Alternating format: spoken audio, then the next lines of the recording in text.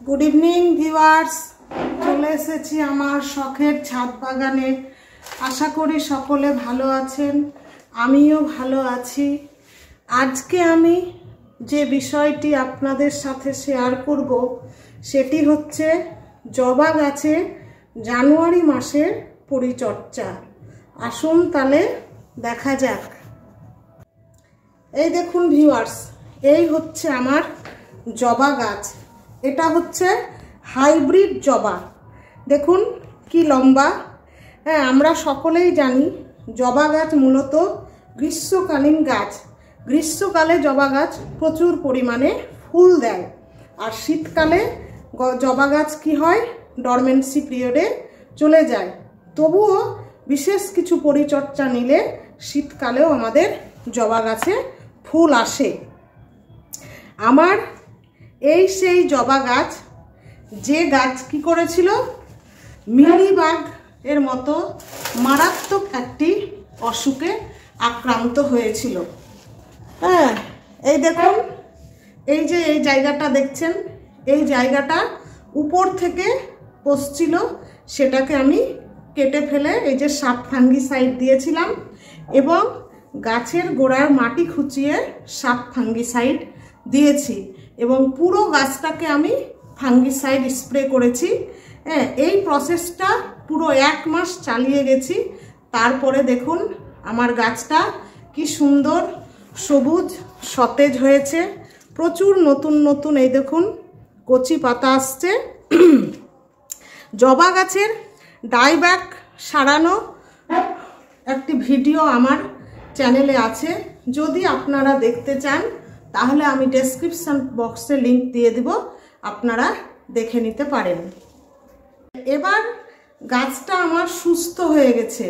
এবার গাছটাকে আমাকে কি করতে হবে, এই জানুয়ারি মাসে একটা বিশেষ কেয়ার নিতে হবে, যার ফলে কি হবে, গোটা গ্রীষ্মকাল জুড়ে যাতে গাছটা আমার সুস্থ থাকে এবং প্রচুর কুঁড়ি আসে ও প্রচুর ফুল দেয়। প্রথমে আমাকে কি করতে হবে, গাছটাকে একদম ফুল সানলাইটে রাখতে হবে, যাতে কমপক্ষে 5 থেকে 6 ঘন্টা দিনে রোদ পায়। এরপরে কি করতে হবে, গাছের আগাছা, গাছের গোড়ার মাটি সব সময় পরিষ্কার পরিচ্ছন্ন রাখতে হবে, যাতে গাছের গোড়ায় কোনো আগাছা না থাকে। এবং গাছে জলটা আমাদের কি করতে হবে, খুব বুঝে সুঝে আমাদের গাছে জল দিতে হবে। গাছের গোড়া শুকিয়ে গেলেই তবে আমরা জল দিব। জবা গাছ জল পছন্দ করে, কিন্তু তাই বলে গাছের গোড়াকে একদম ভিজে স্যাঁতসেঁতে করা অবস্থায় জল দেওয়া যাবে না। যখন গাছের গোড়ার মাটি শুকিয়ে যাবে তখন আমরা গাছের গোড়ায় জল দিব। গাছে একটা ভালো খাবার দিতে হবে, যাতে গাছ সুস্থ সতেজ থাকে এবং প্রচুর পরিমাণে ফুল দেয়। তো গাছে খাবারটা দেওয়ার আগে কি করতে হবে, আমাদেরকে গাছের গোড়াটাকে ভালো করে খুশিয়ে নিতে হবে, তারপরে আমরা গাছের গোড়ায় খাবারটা দিব।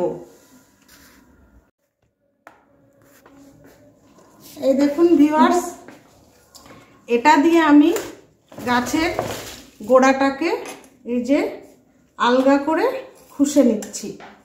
হ্যাঁ, যেদিন গাছের গোড়ায় খাবার দিবেন তার আগের দিন গাছের গোড়ায় জল দিবেন, তাহলে কি হবে, গাছের গোড়ার মাটিটা নরম থাকবে। তাহলে সারটা দিলে গাছ সহজে গ্রহণ করতে পারবে। এইভাবে হালকা হাতে মাটিটাকে খুশে নিলাম।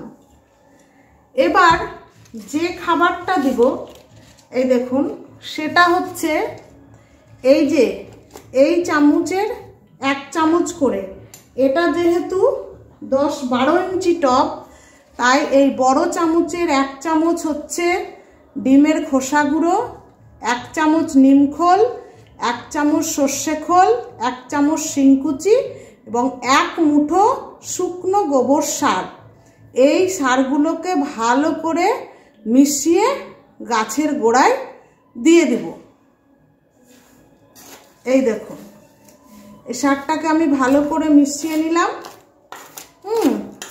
মিশিয়ে নিয়ে এই গাছের গোড়ায় এই যে চারি সাইডে দিয়ে দেব। এইভাবে হাত দিয়ে চারি সাইডে খাবারটা আমি ছড়িয়ে দিই।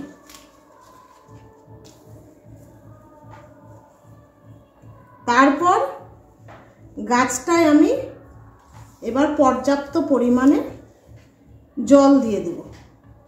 এখানে আমি যে জলটা ব্যবহার করব সেটা হচ্ছে কলার খোসা ভেজানো জল, যাতে প্রচুর পরিমাণে পটাশিয়াম আছে, যেটা কি করবে এই গাছের প্রচুর ফুল আনতে, কুড়ি আনতে এবং ফুল আনতে সহায়তা করবে। আপনারা যদি রাসায়নিক সার ইউজ করেন তাহলে আপনারা গাছে এই 12 ইঞ্চি টবের জন্য 1 চামচ লাল পটাশ দিয়ে দিতে পারেন। এরপরে যে পরিচর্যাটা আমাদের নিতে হবে সেটা হচ্ছে এই যখন জবা গাছে এই যে কচি পাতা আসে তখন কিন্তু অনেক কীট মানে পোকামাকড়ের উপদ্রব দেখা দেয়, প্রচুর ফাঙ্গাসের উপদ্রব দেখা দেয়। তাই আমি 7 দিন পর পর নিম অয়েল স্প্রে করি এবং খুব বেশি পোকামাকড় দেখা দিলে সাপ ফাঙ্গিসাইড স্প্রে করি।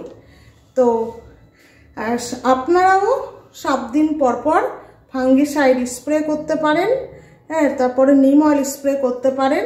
তাতে যদি আপনাদের সমস্যার সমাধান না হয় তাহলে এক তারা 1 লিটার জলে 2 ml না হলে কাকা, এই ধরনের অনেক রকম ফাঙ্গিসাইড পেস্টিসাইড আছে, সেগুলো আপনারা ইউজ করতে পারেন। এই দেখুন, এই হচ্ছে কলার খোসা ভেজানো জল। এই দেখুন, এটা এবার আমি গাছের গোড়ায় দিয়ে দিব। তারপরে কি হবে, গাছটাকে ফুল সানলাইটে রেখে দিব এবং মাসে কমপক্ষে 2 দিন 15 দিন পর পর আমরা সর্ষের খোল ভেজানো জল দিব। এই পরিচর্যাটা যদি আমরা চালিয়ে যেতে পারি তাহলে সামনে যে গরম আসছে সেই গরমে আমাদের জবা গাছে প্রচুর কুঁড়ি আসবে এবং অনেক ফুল ফুটবে এবং গাছ কি হবে, রোগ পোকার আক্রমণ থেকে অনেকটাই মানে সুস্থ থাকবে, ভালো থাকবে, সবুজ থাকবে এবং আমরা গাছ ভর্তি ফুল পাবো। আশা করি আমার ভিডিওটা আপনাদের ভালো লেগেছে এবং আপনারাও এই কেয়ারটা নেবেন। যদি আমার ভিডিওগুলো আপনাদের ভালো লেগে থাকে তাহলে অবশ্যই আমার চ্যানেলটিকে সাবস্ক্রাইব করবেন এবং পাশে থাকা বেল আইকনটি প্রেস করে দিবেন, যাতে করে নতুন নতুন ভিডিওর আপডেট আপনারা সঙ্গে সঙ্গে পেয়ে যাবেন। ধন্যবাদ।